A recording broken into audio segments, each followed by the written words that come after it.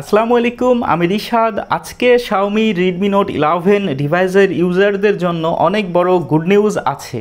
Xiaomiর পক্ষ থেকে finally Redmi Note 11 ডিভাইসের জন্য আরও একটি HyperOS এর নতুন আপডেট রোল আউট করা হয়েছে। যেমনটা আপনারা জানেন, Xiaomiর পক্ষ থেকে Redmi Note 11 ডিভাইসের জন্য HyperOS এর যে প্রথম আপডেটটি ছিল সেটি প্রায় 3 মাসেরও আগে এসেছিল। এরপর থেকে আর কোনো আপডেট এখনও পর্যন্ত কিন্তু আমরা পাইনি। তবে ফাইনালি আজকে Xiaomiর পক্ষ থেকে Redmi Note 11 ডিভাইসের জন্য HyperOS এর নতুন একটি আপডেট রোল আউট করা হয়েছে। তো যেমনটা দেখতে পাচ্ছেন, এই মুহূর্তে আমার কাছে একটি Redmi Note 11 ডিভাইস আছে। তো এই ফোনের অ্যাবাউট সেকশনে আমি যদি ক্লিক করি, এরপর দেখতে পাচ্ছেন আমার ফোনের মধ্যে এই মুহূর্তে HyperOS এর গ্লোবাল ভার্সন 1.0.3.0 ভার্সনটি আছে।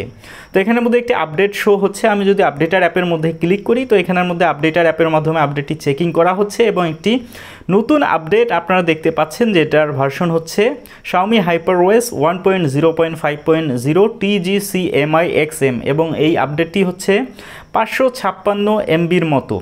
তো এইখানের মধ্যে হোয়াটস নিউতে যদি আমি ক্লিক করি, তো এই মুহূর্তে হোয়াটস নিউয়ের মধ্যে দেখাচ্ছে update the security patch two June 2024 increased system security. তো এর বেশি আর কোনো ইনফরমেশন এখানের মধ্যে দেয়া নেই।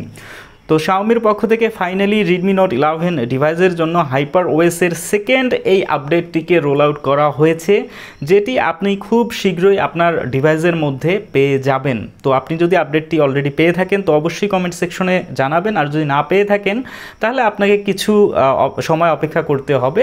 কিছু দিনের মধ্যে আপনিও আপনার ফোনের মধ্যে এই আপডেটটি অবশ্যই পেয়ে যাবেন।